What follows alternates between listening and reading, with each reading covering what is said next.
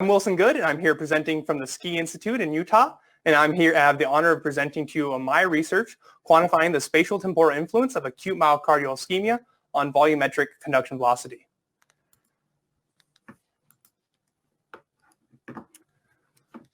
Acute myocardial ischemia is a complex and dynamic disease that is known to be highly arrhythmogenic in its acute phases, and is a major culprit for sudden cardiac death. Acute myocardial ischemia occurs when the metabolic demand of the cardiac tissue outstrips the nutrients supplied by the coronary vasculature.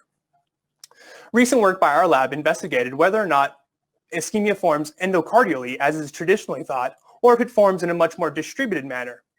And our research found that it does indeed form in a much more distributed manner, which led us to speculate how this distributed formation of ischemic stress throughout the wall influences propagation and could potentially form the arrhythmogenics that we associate with the acute phases of ischemia. Cardiac propagation is reasonably understood in the whole organ thanks to the work by Durr and others.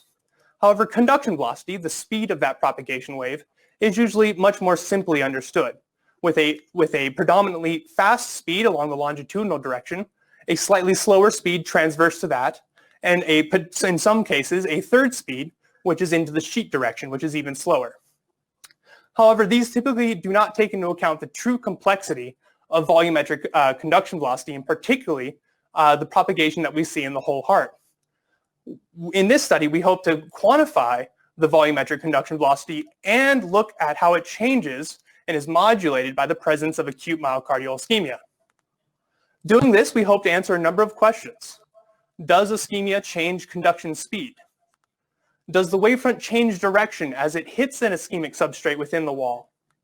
And is there a biphasic response in speed? As in the acute phases, in the very early phases, does it speed up before it ultimately slows down? And finally, what is the spatial relationship between ischemic stress and changes to conduction speed? We'll use a combination of high-resolution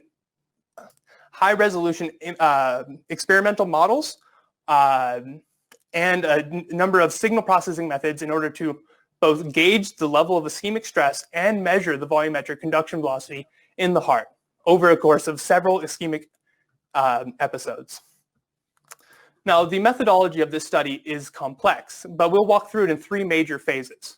The first of which is the experimental phase, where we induce ischemia and measure the electrical response to the acute phases of ischemia. The second, the signal processing, where we measure the activation times to calculate conduction velocity, and subsequently ischemic stress via a ST-based metric. And finally, from these measures measured on electrodes, we'll interpolate and estimate the volumetric activation times, which we'll use to calculate conduction velocity, and volumetric ischemic stress, shown here on the bottom. In order to induce ischemia in our models, we typically wrap a hydraulic occluder around the LAD, here represented with this red ring.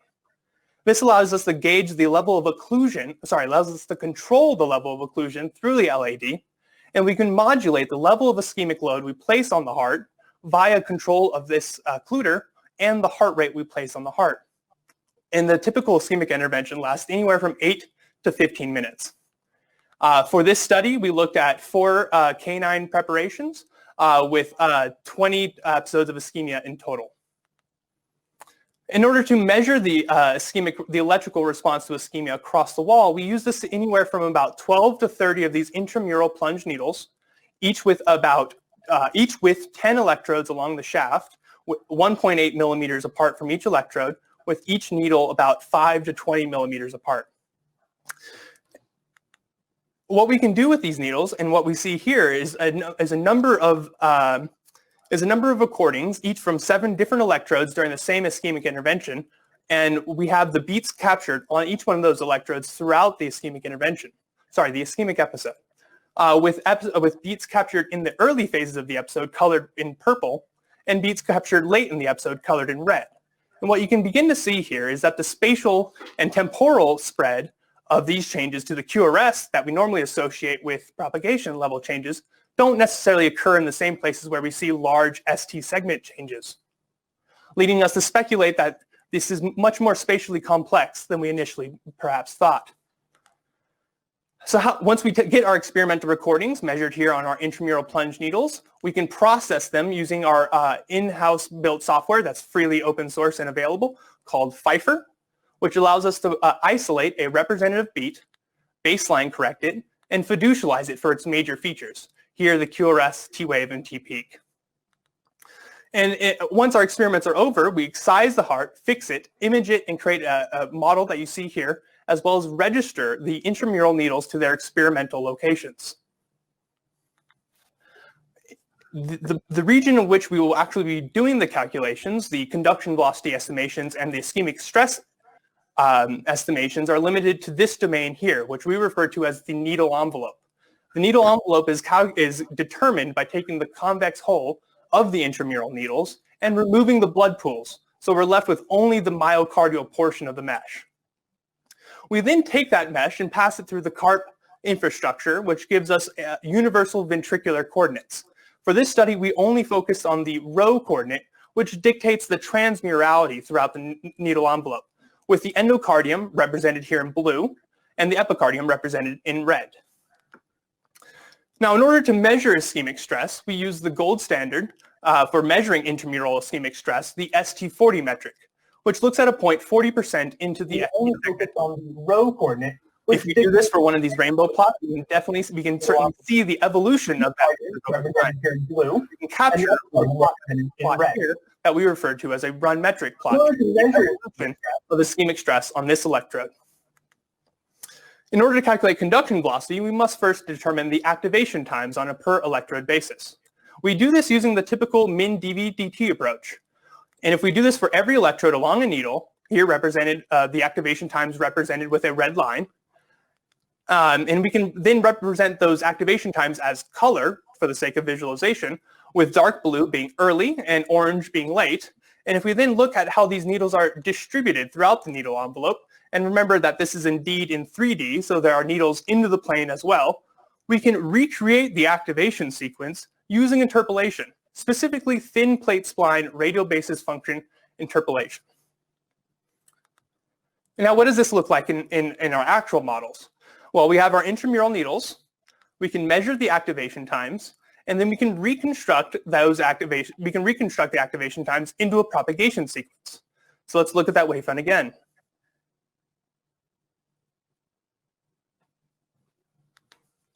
Now, once we have the activation times throughout the needle envelope, we then can calculate conduction velocity. To show you how we do this, let's look at a small portion of that needle envelope here, and let's impose the mesh structure that we've been sort of ignoring up until now. These are typically tetrahedral meshes, but we're showing in 2D, so here are triangles. In our meshes, our average edge lengths are about 650 microns. In order to calculate the directionality of the wavefront, we first estimate the gradient of activation times, which gives us the directionality. We then estimate the speed by inverting that gradient and taking the partial derivative and summing the components in all directions. Now, how do we measure the change in direction of the wavefront on an element-wise basis? Well, let's look at an even smaller chunk of that mesh. And if we look at as one wavefront goes by, we can measure that directionality of that wavefront before the induction of ischemia, and then we can measure the directionality of each wavefront afterwards. And we can measure the angle between that and every subsequent beat using the dot product. This is what we refer to as the wave refraction metric.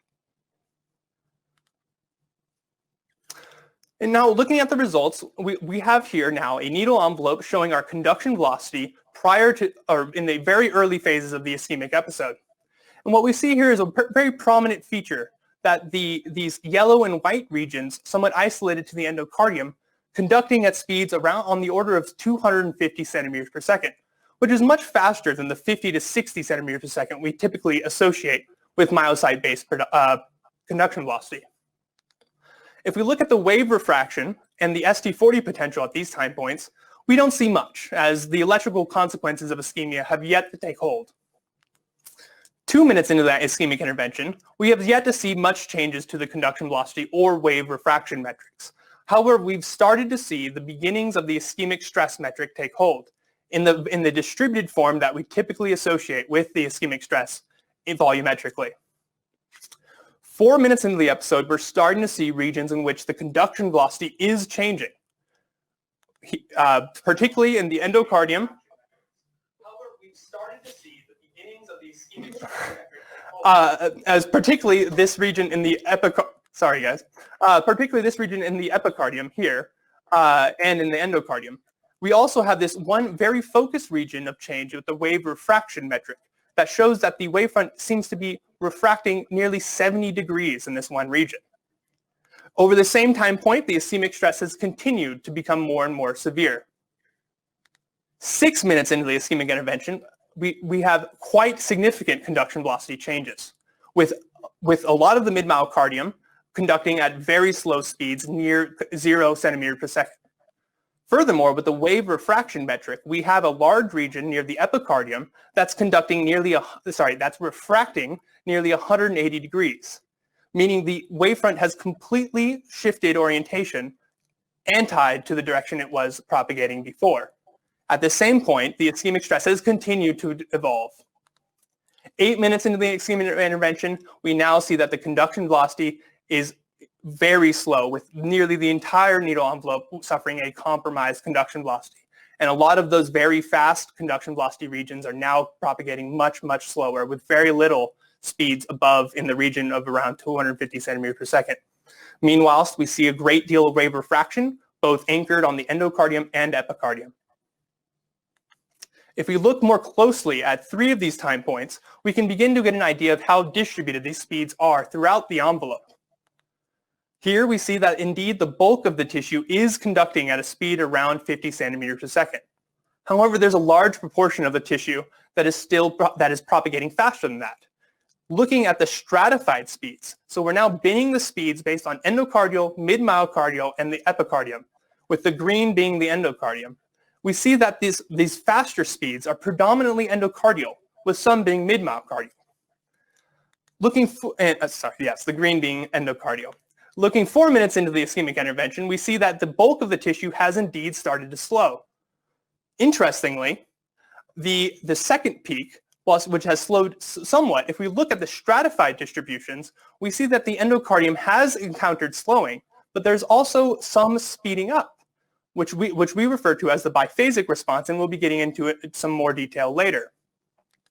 Looking 8 minutes into the ischemic intervention, we see that almost the entire needle envelope has slowed, with all 3 regions conducting at a speed less than 50 centimeters per second. If we now look at how these values changed over the 20 episodes of ischemia that we looked at for this study, we see that prior to the induction of ischemia, ischemic stress is very minimal, as we would expect. At the peak of the ischemic interventions, we see that there is, 1, a sizable increase in the ischemic stress that we're able to induce in the hearts, and 2, that there is no preference for where that ischemic stress develops, whether it's endocardial, mid-myocardial, or epicardial. There's a different story, however, when we look at conduction speed. If we look at conduction speed prior to the induction of ischemia, we see a rather heterogeneous response, with the endocardium propagating at conduction speeds conducting at the fastest conduction speeds, followed by the mid-myocardium, with the epicardium being the slowest. At the peak of ischemia, we see that the speeds have mostly become homogeneous, with no statistical differences between them. Now let's get into this biphasic response. This biphasic response that we witnessed seemed to be, we saw in the majority of our episodes, and we saw that the endocardium typically, in the early phases of the ischemic episode, accelerated on the order of 2 to 15 centimeters per second, before ultimately slowing 20 to 60 centimeters per second on average. Past researchers have speculated that this biphasic response in in conduction speed has to do with the extracellular accumulation of potassium, which at first increases the excitability of sodium channels before rendering them unexcitable. If we look at a few time points throughout this episode, we can see the temporal complexity of these changes.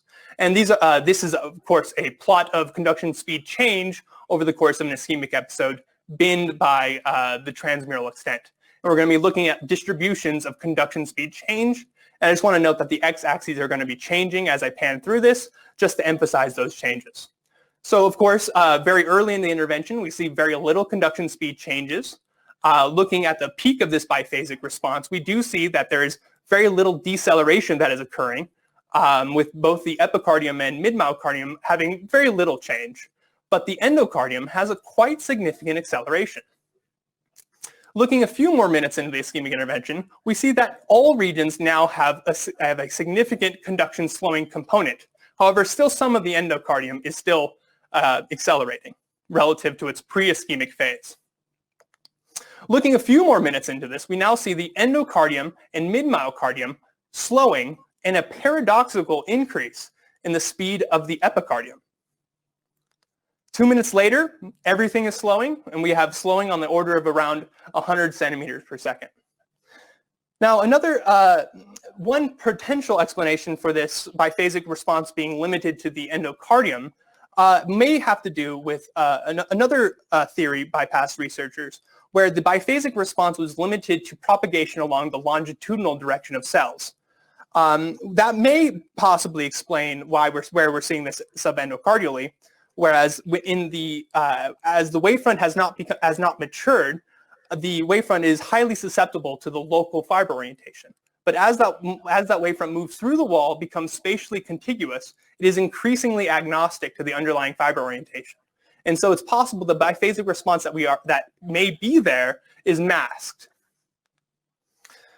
In summary, we observed significant slowing during episodes of myocardial ischemia that were highly correlated in time, but weren't too correlated in space. They were moderately correlated in space, sorry. Furthermore, we showed a surprisingly heterogeneous distribution of speed across the wall that in the peak of ischemia became much more homogeneous. Furthermore, we showed that the conduction speeds do experience a biphasic response in the early phases before ultimately slowing.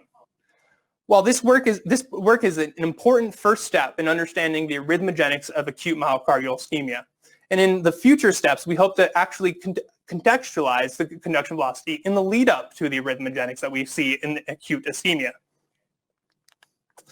I would like to thank the computational electrocardiology group for helping with the experimental preparation, the model generation, and overall guidance. I would like to thank the CVRTI for helping with the experiments, and finally the Medical University of Graz for the universal ventricular coordinates. Thank you so much for listening to my talk. I'm Wilson Good. My email is wgood@ski.utah.edu, and you can connect with me on Twitter @WilsonWGood. Thank you so much.